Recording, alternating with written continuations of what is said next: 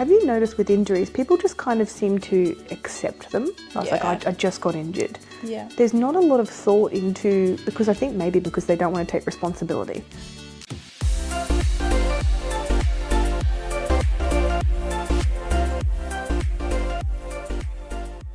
Hello and welcome to another vlog on YouTube, podcast on Spotify by the Fit Minds podcast. Coach Mariah Jean and Coach Chloe Jane here. Hello, hello. Long time no see. Sorry if we're a little bit subdued. We're trying not to wake the baby. Just going through a leap at the moment, and it's proving to be a very interesting time. It feels like forever since I've been a vlog. I'm away for 1 week. I know, and it feels like, have you lost your touch? I'm quivering in my boots. And you're nervous. So this week we're going to touch on the topic of, probably not touch on, I'm going to say we're going to tackle it, but the topic of, to women, female-specific injuries, we'll say. So let's get stuck into this, because you would think, or you would hope, that there aren't too many female-specific injuries, but in actual fact, there are lots of specific circumstances and even anatomical differences. For relatability, have you ever had an injury? Have I ever been injured? Through the gym? God, yeah. I've had L4, L5. I've done it 2 or 3 times, I think. And that's common, isn't it? It is. The L4, L5, good old back injury. I've got an ongoing patella tendonitis in my knee that I've had since I was quite young, because I did a lot of athletics when I was a little kid. Always jumping off my left leg. Right. And yeah, I'm a lefty. I propel off my left. Yeah, with everything. Jumping, sprinting, I start off my left as well. It's crazy. Whereas I'm right-handed, so I don't know how that works. Is that normal? Don't know. I mean, I'm not a very normal person. True that. Please don't fire me. I've got, what other little injuries and niggles have I got? Oh, I've had the occasional niggly elbow, and I've had impingements in my shoulders. I've pulled my traps a couple times. I have torn a part of my hamstring, which was pretty significant. This was back when you just kept going to the gym even though you had torn something. Yeah. I've dropped a weight plate on my foot. Ugh. I've dropped a weight plate on my phone as well, which I thought I was more sad about that. Yeah. I've done that before. Thank God for glass screen protectors. Yeah. I mean, I think everyone's done it, to be honest. I've actually, when I dropped a weight plate on my toe, I'm pretty sure I broke my big toe. You broke a toe. And toes are a horrendous bone to break because there's not much they can do for Can't do anything. They stick you in a moon boot and you feel like a freaking idiot because you're walking around in this massive moon boot for a broken toe. Yeah. It's painful too. I've gone through lots of different things. I've had recovery from breast augmentation, recovery from obviously having a baby, C-section. What else have I done? I mean, I've probably done my calf at some point as well. I pulled a calf muscle. I've done small things in my quads. I'm pretty sure every single muscle group I've had some sort of ailment. Lats. Issue. Had a lat tightness for a long time, but didn't really, I don't know, I probably pulled a lat at some point. It's been 12 years of training. I genuinely think I've probably injured most things, most parts of my body. You name it, I've done it. Yeah, grip issues as well. Yeah, okay. Numbness when I put my hands above my head. Do you find that you have to use straps now for most That was things? one of the things I was going to touch on in the podcast. There you go, I'm delving into that. Is the aids that we probably should use, because you've done, let's talk about your injuries. Now we've picked on me. So, You did a glute. I played netball for a lot of years and OzTag, so I've done ankles, fingers, wrists. I had an ACL meniscus tear playing footy, so that was over a year of recovery, which was rough. I've had my shoulder, my glute, that was and your back as well at the same and time. my back, yeah. So, first of all, I want to touch on, I guess, the specific reasons why we think that women injure themselves. The first one I was talking about earlier was we, hate to say it, but a little bit more delicate than men. Built different. We're built differently. We don't have these massive joints.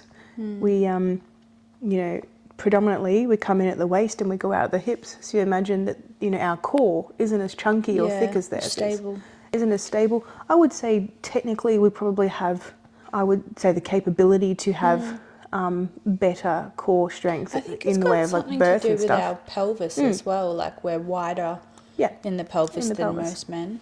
So even, for example, certain types of exercises might be more comfortable for, and Some women aren't. Some women are narrow in the hips. Some women, but typically, I'm narrower in the hips, so I'm a bit of a weird one. But I don't have I don't come in at the waist. Yeah, so we're not. We break the mold. But even things like you see a lot of women, even in things like netball, doing their ankles, doing their knees, a lot of high impact work.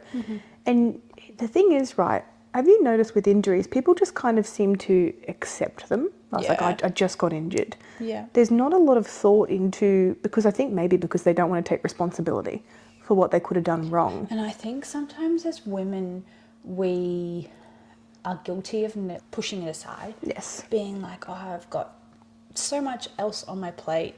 It's just another Not going to address it. I'm not going to think about it. If I don't think about it, it's not there. Women have a higher pain threshold as well, obviously, for the purpose of childbirth. So there's often times where we do just ignore things because the pain doesn't really seem to bother us as much. Yeah. I say that, like things can get quite painful, but the other thing to look at is we are more susceptible from a hormonal perspective at certain times of our cycle to injure ourselves and or get sick. And it seems to all happen at once for a very good reason. And so there's this weird, like light bulb moment for anyone listening to this podcast. Oh my God, yeah. The last time I did get sick, I was due for my period, or I was 10 days out, or I was 7 days out, or I had my period. The process of the high progesterone, and obviously even when you get the estrogen drop when you're on your period, you can get the flat line. So your hormones are all over the joint. Estrogen is fantastic for lubrication of joints. And do you ever find that you go into your sessions, you're just about to get your period, and you just feel creaky? You're like, oh, it's horrible. Yeah. You get down into depth, Everything's tight, aching. Yeah. You go to do what you usually want to do strength wise, and you can't lift the same for the same amount. Yeah. Or I think that's why sometimes we can find ourselves struggling to even go to the gym during that phase in our cycle. Yes. Because even getting out of the car is a mission. Yes, and you're in a shit mood already because you're moody. You're tired because your sleep's all over the joint. Because a lot of the time people don't realise when they're due for their period, their sleep goes to shit. Yeah. You're getting night sweats, all that type of stuff, and and then you're already fatigued. You're already sleeping like shit. You've got an increase in metabolic rate, which occurs as well. So what's really interesting is when you do for your period, you get a fluid increase in your weight, right? So you go up by 1.5, 2 kilos of fluid, right? Which is so inflammation. crazy. Nuts. So you get this fluid increase, but you actually get a metabolic increase, which means you burn more calories when you're coming into your period and you're on your period. That's why you're so hungry. And you're also craving magnesium, zinc, salt, all these electrolytes and vitamins and minerals, which we actually then, if you imagine, that's what's being emptied from us when we have a period. So iron, etc. So it's this very, very vulnerable time of the month. And every month, every goddamn month, we go through this. I'm going to probably say it's 10 days, 7 to 10 days before your period. Yeah. Technically, the luteal phase is a bit longer than that. Longer, yeah. But it's this build up, and it feels like you're literally progressively getting worse at everything. I feel like when as a female, you have one good week. Right? You really do. You only get one good week. And then the rest of the month is fucking shit. And that's why I think sometimes as well, we fall into this, I shouldn't complain, or, because I've been whinging about this or whatever, this ailment. But when you really think about it, of a 28, 35-day cycle, for other people it might be longer, shorter, we really only get 7 days, maybe 10, where you're going through that proliferative, technically follicular inclusive menstrual cycle, but proliferative and ovulation phase coming out of the menstrual cycle. And it's like you're not bleeding, you're feeling pretty dandy, you're feeling strong, and it's like there's no coincidence that after your period's gone, it's not just because you're not bleeding anymore, it's because physiologically, we have these incredible, this endocrine function improving where we get this beautiful amount of estrogen, you get an increase in sex drive, everything is pretty awesome. And you're less likely to injure yourself because you've got plenty of estrogen going on. Yeah. So how do we tackle this? Because, there's a few things, right? Ergogenic aids, as we were talking about, performance aids, which I would say will help with strength. Yeah. But I've had so many clients come on board and, they go, I've got aching wrists, my grips really, my barbell lifts, I can't progress in them because my legs are strong enough, but your my wrists, hands can't hold on. And because we don't have big wrists either. Sorry, excuse me. That's right. I have a puppy. She's got a puppy, she's a bit tired. I mean, we're Complete regression. I'm used to it. It's okay. We'll condition you just yet. Yeah. But yeah, like it's crazy. But I honestly would say majority of women who come on my books aren't using straps, aren't using a lifting belt, aren't Yeah. using knee wraps. Utilizing the accessories that you can. Like, I feel like there's a lot of like shame and guilt around using accessories, like cheating. Yeah. But at the end of the day, if it helps you progress and it helps you progressive overload to get bigger muscles, how the fuck is that cheating? You've got to think about it too. Bodybuilding is not standard lifting. Neither is strength lifting or powerlifting, right? You're just going in the gym and doing a couple sets and leaving, and if you go and moseying about your lifestyle training. Bodybuilding, if you're doing it specifically, and even if you're wanting to grow muscle beyond what's currently on your frame, you have to go in there and do things a little bit out of the ordinary, which means things like deadlifts, things like squats are probably going to end up that your quads are stronger than what they kind of outgrow what your core can do, right? Yeah, exactly. You will need the assistance of a belt. And especially as females, our core strength, I don't know whether you mentioned it before, but our core strength isn't as good. Yeah, it should be. Technically, we should have a very, what I say, favourable core strength because of childbirth, etc., and being able to prepare ourselves for that. But we also have the issue of when we have a child that we have abdominal separation. Everyone's abdominals separate to a certain degree, right? And then they come back together. And so in that process, that's where a lot of that can really go to shit. We can also, through childbirth, lose Pelvic floor. pelvic floor strength, etc. And that's nothing to be ashamed of either, because it does happen. I still remember that time. I'm still blown away that you... And you keep training? You kept training, yeah. That's champion effort. That's pretty good. I was like, at least I didn't have to like wipe it off the floor or anything. That's next level leakage. But like, I think we have the potential to have core strength, like a man, right? Like as in equivalent to. But I do believe that a lot of women, when they do core workouts, it's kind of pretty lackluster. Well, a lot of the time you don't actually have to do core workouts to strengthen your core. A lot of your compound lifts that you will incorporate them. If you're learning how to use your core properly. Learning how to engage, yeah. And if you don't, what do you end up with? A back injury, or sometimes knee injuries as well. Sometimes core weakness can cause, and weakness is literally just not really using it effectively, or certainly not, engaging your core. But I do see a lot of women kind of doing like sit-ups and bicycle crunches and stuff. There needs to be some isometric. If you're going to do core work, you want some isometric work where you're holding the abs under tension, you build it up a little bit. You don't need to get core strength, you don't need to be doing sit-ups in particular. It's more a case of just in different positions getting the core strengthened. So in lengthened positions, planks aren't too bad, but most people do them the wrong way. One of the ones with the butt up in the air? Oh, or the bum down, or they look like a wet paper bag, just like all visualising it now. Yeah. But things like Roman chair leg raises, hanging leg raises, you find a lot of women don't do them because they don't have the upper body strength to hold themselves up. I can't do them because of my shoulder injury. Because your shoulder injury, exactly. And so, they're actually one of the most wonderful exercises, because what you're doing is you're taking your legs are the counterweight. So your legs are the thing that you've got to lift up, and you're actually forcing your core to do the work. Yeah. So there's a lot of core work that is neglected that probably should be used, that isn't really being used and incorporated. People kind of ignore it and don't do it. As you said, you don't necessarily have to if you can get strong enough through your compound lifts. But if you're doing your compound lifts and your back is engaging, then you're going to have to go back and do core work and start to kind of build your core back up again. Well, so I sometimes find that because I basically have really tight QL muscles, so the muscles that run your erectors, parallel to your spine, my core struggles to, I actually have to think about engaging my core because my back just automatically switches takes over. On. Yeah. And this is what we're seeing though, is that that's what happens is the erectors get overdeveloped. And they're basically, if you think about it, if a muscle group gets quite strong and over dominant, it will then take over all the time. And so then it's this game of how do I get my core to come to the party again? Yeah. So you can do some isometric work. You can incorporate, I suggest doing it on your upper body days because your leg days usually take a lot longer.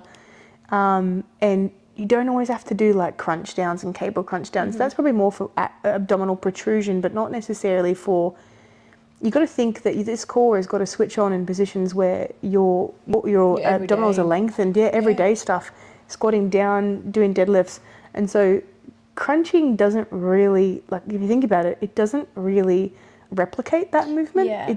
Are you going to squat in that position? Yeah. No. Yeah. You're going to squat in your core's going to be lengthened. So that's why I love I know you don't like them, but the hollow body holds, I think partially the reason why they may not be so good for you is that sometimes they're a pretty advanced movement, but if we can kind of do a regressed version of them, even sometimes I can't do them now, we can do hollow body holds with little crisscrosses, leg crisscrosses. Yeah. Sitting on your hands as well, because sometimes if your back kicks in, you can sit on your hands and it actually takes your back out of core work. So most of the time, it's not just your core though, form, obviously. Yeah. Form for things like squats, deadlifts, the big movemts, leg for press. me, I find more like a resistance dead bug. Our dead bugs are great. I love them. Yep. And bird dogs, the other ones, those Bird dogs. are pretty much the polar opposite. The Yep. dead bugs, you think dead bug on your back, it's literally the terminology, suitable name. And then the bird dogs on your all front, fours. on all Yeah. fours. And bird dogs are often done wrong as well, because people they focus on the extension of their arm and leg, and they don't really think much about drawing the core in. So they should be done really slowly. Yeah. Both of them should be done really slowly. Yeah, that's why I find adding the resistance with the With so the rather than band. doing the opposite arm or opposite leg, I both hands resistance I like that. with the Just alternative. a little bit of a alternative to the usual. Yeah, I think it's just about finding what works for you. Of course. And- You think about it. Different people have got different lengths torsos as well. So some movements might feel really natural and others might feel really peculiar and not doing the job of, what you want it to do. Yeah. But core work, form, something I made a mistake with, and that was probably the main reason why I injured my back, was that I used to assume that a deadlift had to be, I could never filmed myself or watch myself, and yet I was a PT. I'd watch people every day and never injure them in sessions. And it's funny, it's actually really common for PTs and coaches to injure themselves because they don't have anyone watching them, Yeah. and they kind of just get, I wouldn't say lazy, but they just get comfortable doing things the way that they do. I guess in your head as well, you're like, I've seen it every day. I'm not obviously. I know Yeah, how to feels do it." right. Yeah, Yeah, feels right. yeah. Yeah. I mean, how many times have you tried to, put your shoes on in the dark? It's the same kind of analogy. You're trying to do something. It's not a bird's eye view. So you're trying to do it in you're your own avatar. You can't see yourself. So really, but I saw my form back when I injured my L4, L5, and I was tucking my bum under and trying to deadlift with what looked like a rounded lower back, but it wasn't a typical hunched over. It was my hips Pelvic. were too low Pelvis, yeah. to the ground, because I thought, you've got to get into a nice deep position to deadlift. And this whole time, I was too deep. So then I was taught to kind of bring my butt up a little bit, hips higher. engage my hamstrings, keep the back nice and flat and obviously in. straight, locked in.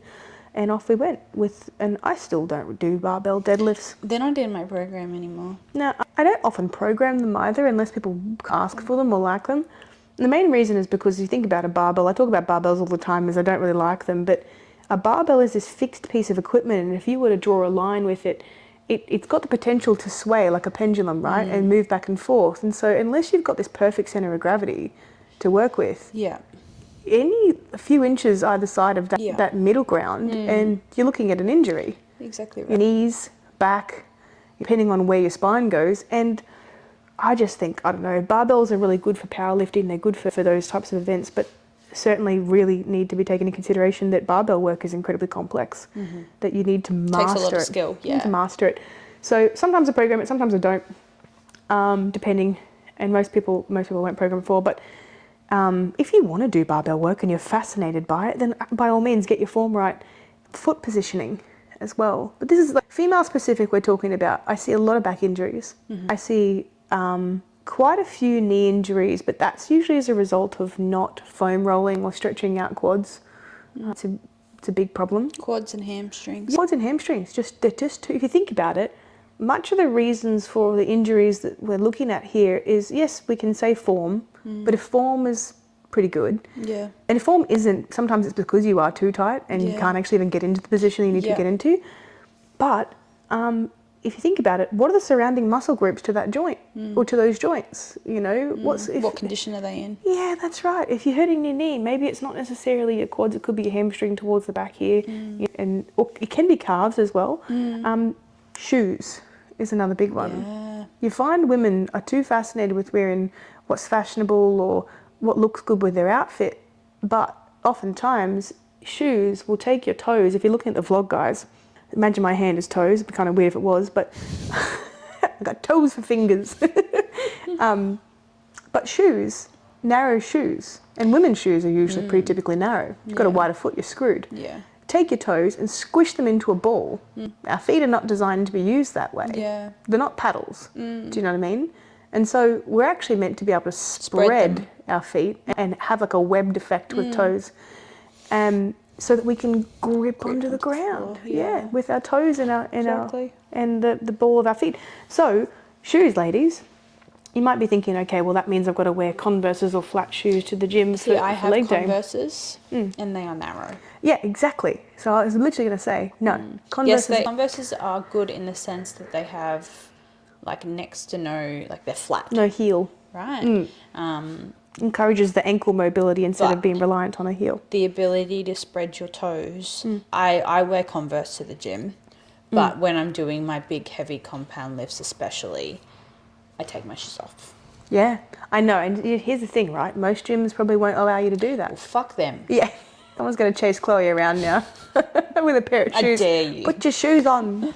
But I stay, like, I make sure, like, the only time really I'll take my shoes off is when I know it's not busy. Yes. And when I know that there's no danger for me in terms of having, like, I won't take them off in, like, the free weight section or anything. I tend to put my shoes right next to me on the piece of equipment, and I'll just, squat in, like, for example, pendulum squat, one of my favorites. I'll take my shoes off, put them next to the pendulum, stay there and not move around heaps, and that tends to be okay, I guess. But it is very grey area because some people are, you need to wear shoes. I know it's a public health and safety thing, and we're not necessarily telling you not to wear shoes. We're just saying that sometimes we don't wear shoes. You can choose to do whatever the fuck you want. But It's what works for me. whispers into the mic. There are, however, look like a bit of a... Have you seen the shoes that are socks? They're the ones I'm talking about. I was literally about to say. It reminds me of...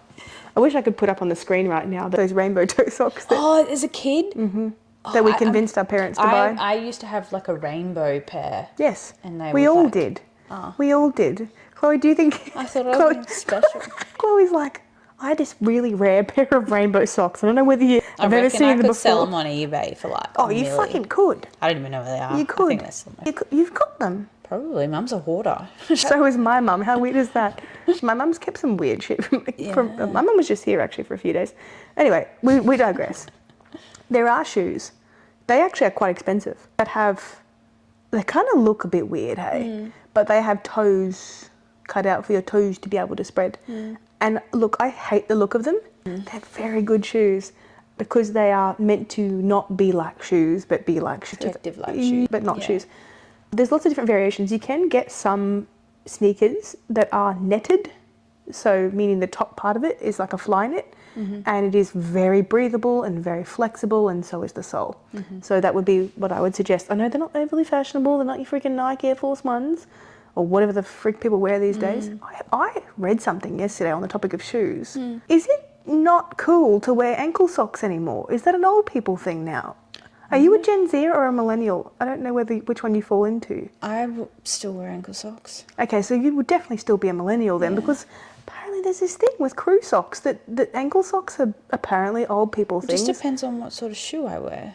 I feel sad. When I've like got so many pairs of ankle socks. What am I going to do? when I wear my like connies because they come up higher. Yeah, of course yeah. I wear a long sock. Yeah, you wouldn't wear an ankle sock with those. No, but Okay. it's either like an ankle sock or like a no-show sock. Yeah, right. If I wear like sneakers, but Thank that's you. very rare. Yeah, 'cause apparently that's an old lady thing to do I now. wear sandals 9 times out of 10, or slippers because it's winter. Do you wear slippers to the gym? Oh, imagine that. No, but I We've talked about wearing an hoodie to the gym. yeah, Still haven't seen you do it. I don't have one. Oh, what the? Oh, that's right. Told you Sienna has one and this. you don't. I Anyway, was thinking about getting one for my dog. So dogs. You can't just get one hoodie for one dog. That's not fair. no. Anyway, we're ranting about shoes and socks now. But footwear, makes a huge difference. So women want fashionable footwear for their workouts. Sorry, stop doing that. Not good for your workouts. Yeah. We also don't want collapsing arches. And so sometimes if you've got a flat foot for something, it's good, but it's not good because then you're internally rotating. And so then you end up with these knee issues, these ankle issues. Yeah, hips. Yeah, and also just for the simple fact that we assume that we don't have to do mobility work. I actually see more men in the gym doing mobility work than I do women. That's crazy, right? I see more men doing mobility work than I do women because men are like, oh my God, I'm old and broken. And a lot of tradies and stuff that end up with stiff everything. Yeah. But women, I don't see as many women doing it. I think a woman you'd first see them in a cardio class. Yeah. Rather than doing stretch and release. Going for a walk. It's actually really hard to convince my clients to do their stretch and release work. Yeah, look. Are you trying to avoid this? Next subject. No, I do sometimes. I do mine in the middle of my workout, weirdly enough. I don't do mine at the start. I do it in between exercises. Interesting. See, it depends when I'm training. Like, I'm bad for warming up my upper. Yeah, as in you don't. Sometimes. If you're sore. Depends how much time I have. If you're sore. One of my favourites is the bench stretch. Super easy. Yeah, you can do it between sets. Yeah, but since my glute injury, I am pretty good at doing my lower body. Yes. Even if it's just a couple It's funny it has to take an injury for you to do your stretch work, Chloe. Don't worry, I was the same. Yeah. It's all good, I get you. So mobility, we assume that we've got really good mobility as well as women because we are technically designed to be a little bit more mobile than men. Flexible, yeah. And more flexible with especially our hips. But we assume that, but if we're at a desk job all day, if we're in admin work, if we don't have a necessarily very active role, or even for hairdressers, and I've talked about this before, but your job as a woman, if you think about the positions that you're stuck in all day, will then impact your posture, which will then impact your training, which then obviously impacts the risk of injury. So any other injuries you think are more shoulders? Another one? Yeah. I think that's also because a lot of women try to go heavier in their shoulder weights really quickly, and it's one of those things that doesn't progress quickly. And so they may then try and do it too quickly. Yeah, it was like the other day I tried to up the weight in my shoulder press, and like I do have a niggling shoulder injury. And basically for my shoulder press, I find that I can get myself in a better position and I'm a little bit further inclined. And I've gone to get it up, like got my good arm up, and then gone to get my other arm up, and it just went. Oh dear. And I was like, cool. Too heavy. Yeah. Put it back. And sometimes it's not just the shoulders themselves. We've talked about this. You could have a really tight lat insertion, right? And I have been told that before. Tight chest, and that's also postural as well. And bicep. Yeah. Apparently I have a tight biceps. Tight bicep tendon. What we do is, as women, we assume because we're not. That's where the pain is. That's what the as well. But we also assume because men tend to isolate biceps and triceps and chest, and so we assume that the tightness can't be in muscle groups that we don't particularly train very much. You'd be surprised at what you actually engage and train. Correct. When you're not training that particular. And what you don't use and what ends up shortened because your posture is poor. Your chest, right? Just because you don't train it doesn't mean you don't have a muscle there. It doesn't mean it doesn't shorten because you're slouching all day. You will end up with a shortened pec. You are not exempt from it because you don't do chest press or pec flies. Your chest will fail on you if you are not stretch and release, or even sometimes building up those muscle groups, which is the next thing I'll talk about.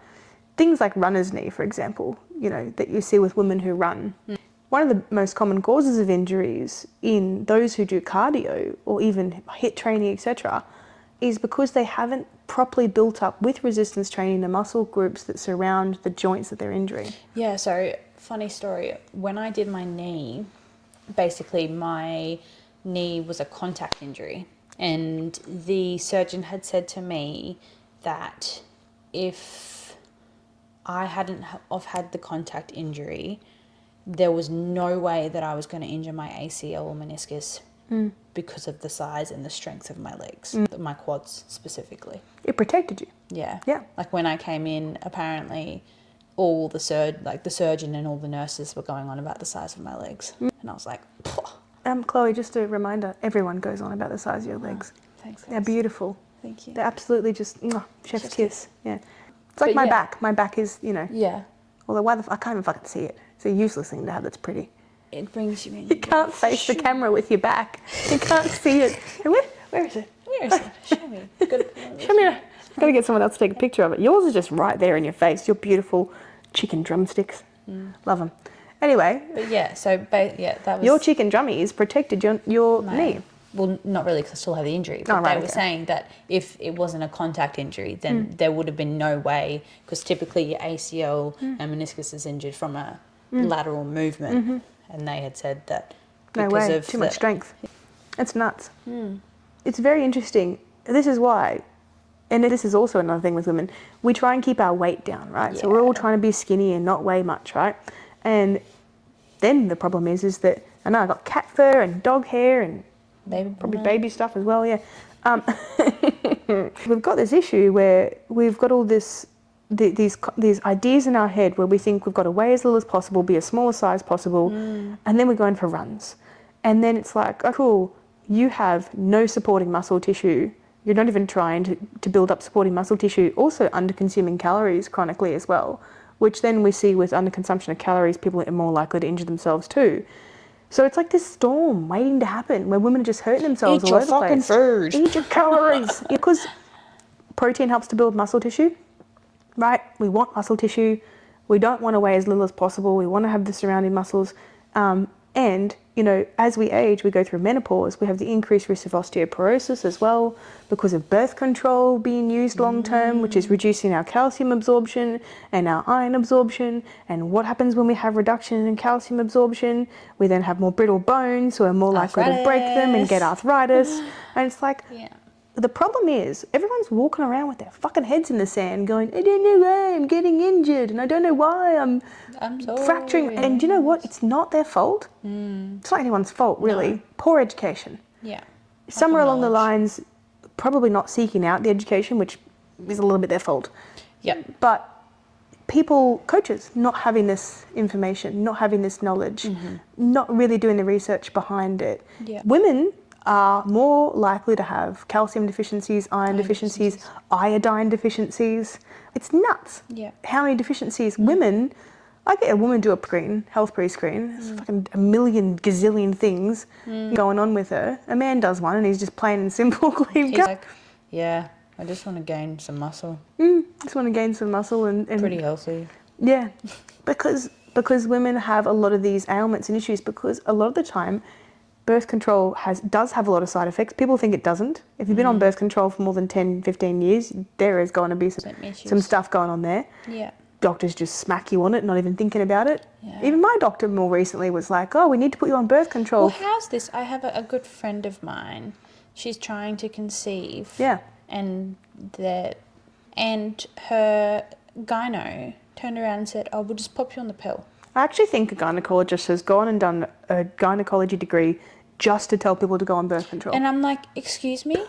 Yeah. Like, the fuck? Nuts. It's nuts, isn't it? It's nuts.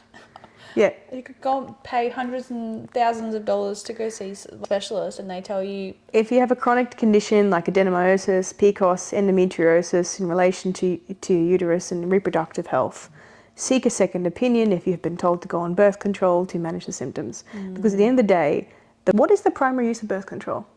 Isn't it conception? Yeah, it's to avoid having children.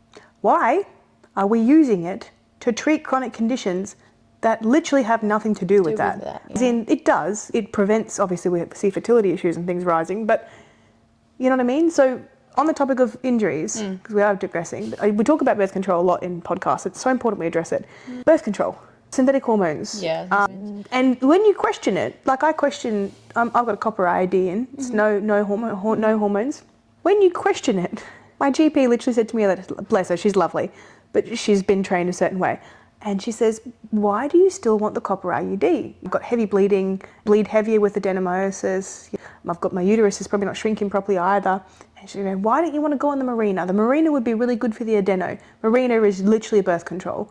It stopped my period for about 3 years. Stops your period, sure. Suppresses the period. But that's what I'm like. That's not healthy. Like a woman needs to bleed. You just think about it. What else is going on here when we're suppressing, right?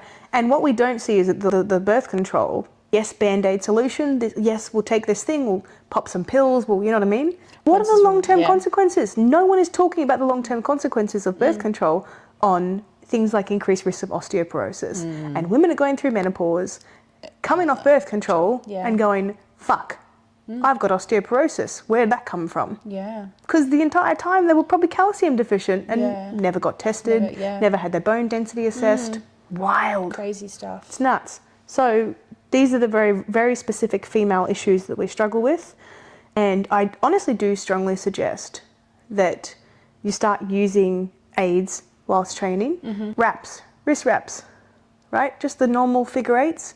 Yep. Whatever you want to get. Pretty simple. I have the ones that strap to my wrists, so I don't have to worry about Doing the loop. The loop-de-loop. It doesn't matter which ones you get. Whatever's more comfortable for you. Yep.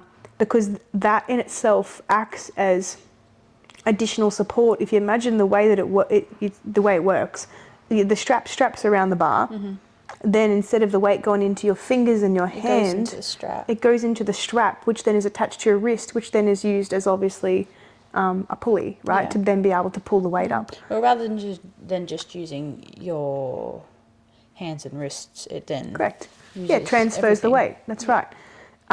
So use them. Don't think you're cheating. Don't think you look like a man using straps. I feel like I look like Or a a weight boss belt? ass bitch Oh, so when do I use I. my straps. Got my straps on, got my belt on. I feel like putting on some knee sleeves just for the sake of it. Yeah. I don't even need the knee sleeves, but I've never used knee sleeves. neither have I. Knee sleeves I would suggest for people with ongoing knee issues. I don't even use them. Yeah, and they honestly, they're too much fucking hassle to put on and off. But they, especially because you've got great quads, less of a problem. But they act as a secondary support. You imagine that all these things are doing is just supporting the areas that are potentially vulnerable to injury, right? So you're getting this extra added Extra help. layer of help, and you want that for your belt, the core support. You know, your abdominals are pressing against the belt. Back support. It's great because then it actually teaches your abs to do the thing, to switch on. You're subconsciously thinking about it. When you think about it, you're wrapping a layer of fortress around something that is more likely to bend and twist and blow your tummy out and stuff like that. So Yeah. it's fantastic for reinforcing your midsection. Yeah. What else is the other thing I was going to say? I mean, other than that, is there anything else you want to... Not really. I think we've sort of touched on everything. Female-specific injuries? Oh, the other thing is to finish up, because you could go on forever. Yeah. But we train legs a lot, right? Women train legs a lot. Yeah, they did. Repeated leg training. Yeah. So sometimes not enough recovery between sessions, too much tightness in those areas, not getting them released. But also, women who avoid upper body, as in like do not train it at all, and then they wonder why they injure their back or their lat in a deadlift. Or They don't provide any strength for it. You know. Yeah. So you go to lift something and your poor back's like, oh. Never done that before. Yeah. I took 2 weeks off training, went to do deadlifts, and my back, it was really funny, my legs could handle it, and my lats were like, ow, the next day. And I was like, wow, I do use a lot of back in those movements. Yeah. So women are attempting to do these lower body exercises and not realising that their avoidance of upper body is actually destroying their potential to progress in their lower body Yeah. and also increasing their risk of injury. Injury, absolutely. I know you guys want to look real feminine and have like this disproportionate lower body to upper, but you still train upper. I do. You still train upper. I want big shoulders. Give me big boulders. It's not like you avoid it. It's not like you're like, ooh, shoulders. No. You beg for big shoulders. Yeah. Yeah. I'm like, give me... Because I'm obviously... This is rambling, but I'm going to tell you anyway. Because I'm very straight and narrow in the waist. I want to grow my back to compensate, to have that bring it in a proportion. little. We've talked about combining our physiques before. Yes, we have. We'd make the ultimate physique with your legs and my back. And your waist. My waist. Oh, yeah, okay. Yeah, you got a nice little waist. It was awful for pregnancy, I'm not going to lie. Yeah. Couldn't breathe. Yeah, your ribs. Oh, it was the worst. And her head was under my ribs. Yeah. And she got bigger. And her head got bigger. And I wished at some point I could break my rib cage open because I was like, wow. this is not happening. This is not going down well for me. That's what I get for having a baby with a tall person. We all want tall men until we have their babies. Anyway, I think that's about it. I don't think I've got anything else. No, me either. I don't often see things like broken things. I do see people in deficits, fucking up, like dropping weight plates on their toes and stuff, and falling off treadmills just and silly, goofy, funny things. And if that's happening and you've been in a deficit for a long time, or you're not in comp prep, if you are doing stuff like that repeatedly, you need to increase your I was going carbs. to say it's time to increase. Yeah. It's time to increase your carbs and calories. Get some sleep sleep deprivation. That's another reason for We increased could risk of ramble on that injury. for about an hour. Yeah, but we know that, and also dehydration amongst that as well. Yeah. Women not drinking enough water because they're too distracted, too busy, and then you end I've up. been bad for that. Well, the muscles can't contract without the water there. They can't do it efficiently. So then you end up with, going into exercises and not being able to actually physically use them and warm them up, etc. So, ladies, there's a multitude of reasons why you're injuring yourself and why you're injuring yourself repeatedly as well in the same areas. It's not just chance. It's not just because you're unlucky. And it's not because you just happen to have a dicky whatever. Like, yes, you do, and you can manage it. There is ways around it. There's ways of also changing your training as well to tailor for your injuries. And yeah, if you want to talk to someone about it, you can talk to either of us, because that's what we do. This is what we do. We literally live and breathe this shit. Yes, absolutely. And we've been through it. Oh, exactly. We've been through it personally. We've seen other clients go through it as well. I've got probably a handful of clients on my books at the moment, but most of their injuries are recurring. So they existed before they came to me, and we're having to manage them. So it's unfortunate, but it is what it is, and you've got to but you must adapt and adjust. You cannot just keep pushing through. Keep doing the same. Yep. All right. Alrighty. That's about it from us, I think. Yes. Oh, other than eating enough protein, we've got to give that recommendation. We covered that. Eat your protein. Eat your protein. I actually saw, Just making sure I don't miss things here. I saw this reel, and it was like, eat your protein, drink your water, drink your water. And I was like, oh, that's funny. It's literally like, us as that's coaches. Yeah. Try cottage cheese. Cottage cheese. Oh no, yuck! I can't do it. There's not sour cream. There's a chives cottage cheese. As soon as you have to start adding flavors to something, you're trying to disguise what it actually is, right? Yeah, but it's good with like cucumber. I'd just rather have yogurt.